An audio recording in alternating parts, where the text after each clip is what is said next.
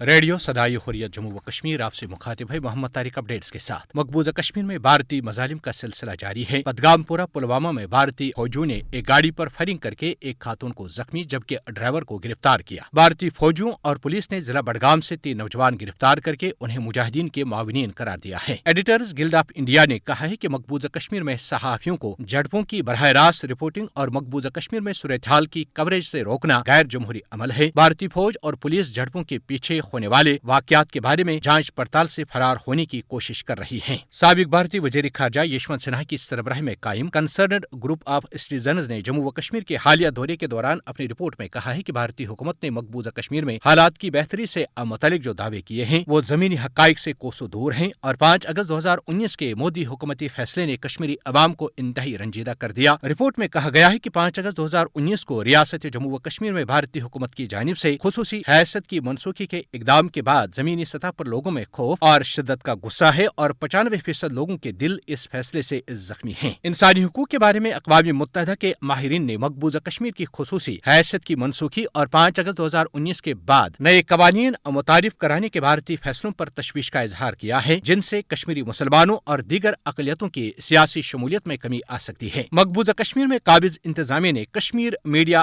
Service کی web site پھر ایک بار بند کر کے اظہاری آزادی رائے کا گلا گھونٹا ہے۔ اپڈیٹس ختم ہوئے۔ بھارتی غیر قانونی زیر تسلط جموں کشمیر میں جاری مسلسل فوجی محاصرے اور ظلم و ستم کی کارروائیوں میں کمی آنے کے بجائے مزید اضافہ ہوتا جا رہا ہے۔ اب درندہ صفت فورسز اہلکار مقبوضہ کشمیر میں شیرخوار نو نہال بچوں کو بھی اپنی دہشت گردی کا نشانہ بنا رہے ہیں۔ مقبوضہ کشمیر میں بھارتی فورسز اہلکاروں کی ایک ایسی ہی انسانیت سوز کارروائی کی ویڈیو جو سوشل میڈیا کے ذریعے وائرل ہوئی ہے اس میں واضح طور دیکھا جا سکتا ہے کہ بندوق بردار فورسز اہلکار کس طرح ایک کشمیری ماں کے گود سے اس کا شیرخوار بچہ گردن سے پکڑ کر چھین کر بڑی بے دردی سے زمین پر پھینک رہے ہیں اور یہ کشمیری ماں چیختے چلاتے درندہ صفت فورسز اہلکاروں سے پوچھ رہی ہے کہ اس کے شیرخوار بچے کے ساتھ یہ کیا کر رہے ہو۔ بھارتی درندہ صفت فورسز اہلکار مقبوضہ کشمیر میں معصوم بچوں کو جان بوجھ کر اپنی دہشت گردی کا نشانہ بنا رہے ہیں تاکہ کشمیری حریت پسند عوام کو ایسی انسانیت سوز کارروائیوں سے خوفزدہ کیا جائے۔ سینکڑوں کشمیری بچے بشمول 18 ماہ کی ہبہ جان اس سے قبل بھارتی فورسز اہلکاروں کے پیلٹ گن چھروں کا نشانہ بن کر اپنی آنکھوں کی بینائی سے محروم ہو چکے ہیں، جبکہ بھارتی